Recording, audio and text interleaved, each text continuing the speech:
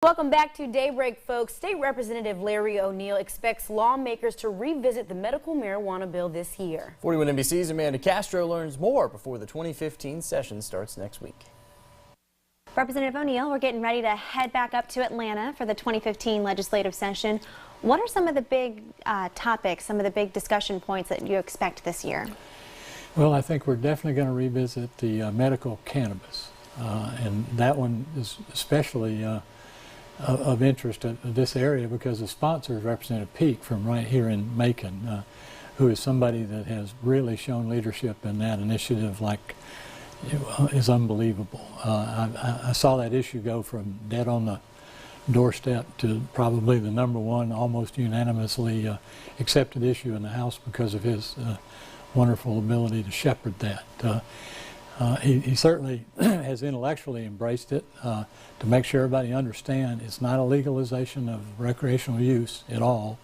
There is very, very good verifiable medical science that says that the cannabis oil has amazing curative impact to especially seizure victims, especially juvenile seizure victims, and in some cases life-saving possibilities to those victims. And it's been unbelievable watching the hearings and seeing the families, especially of children that are afflicted by that, come testify what it's like to deal with that as a parent, and it just rips the heart out of your chest.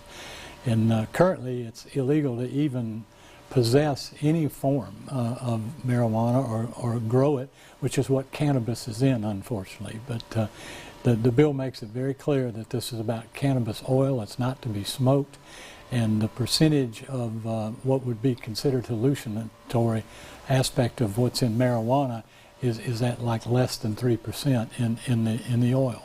Mm-hmm. And it's only to be taken in medication form under doctor's supervision.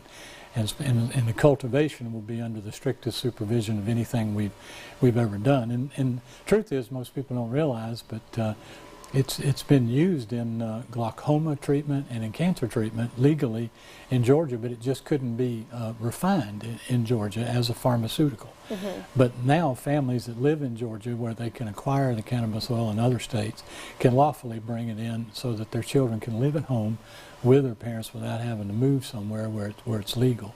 Other states have done this, unfortunately ahead of us, since we weren't able to get the legislation past our Senate last year. But this year it's House Bill #1, so I expect it's going to be something we're going to take up very, very quickly. And frankly, it's good. We've had a year's worth of experience where other states have adopted it. We've seen the examples in Colorado where there's been legalization of the marijuana plant entirely, which is not at all what we're about here at all. We're only interested in the medicinal part of this as it relates to a very specific array of medical disorders that it's used to be treated. This cannabis oil really has not been successfully synthesized mm-hmm. in laboratories, so that it could be a separate drug. Sort of like penicillin came from what people thought was a terrible thing on a piece of bread. You know, it was illegal health-wise to have bread that had spoiled, but when we found out that penicillin was in the mold, all of a sudden it became a curative miracle drug. It's very kind of like that. Do you foresee any issues with maybe some of the counterparts in the Senate? I know that you mentioned that last year just blocked the bill. So do you foresee any problems similar to last session? I hope not. I truly do hope not. It got blocked in a way, sort of in a technical way, dealing with a specific insurance mandate that somebody wanted and very badly in the Senate that had not been well vetted yet. It was sort of a last-minute sort of thing. We don't expect that'll happen, and thanks to the media and others, it's been so well publicized now. I don't think the general public's going to tolerate any gamesmanship.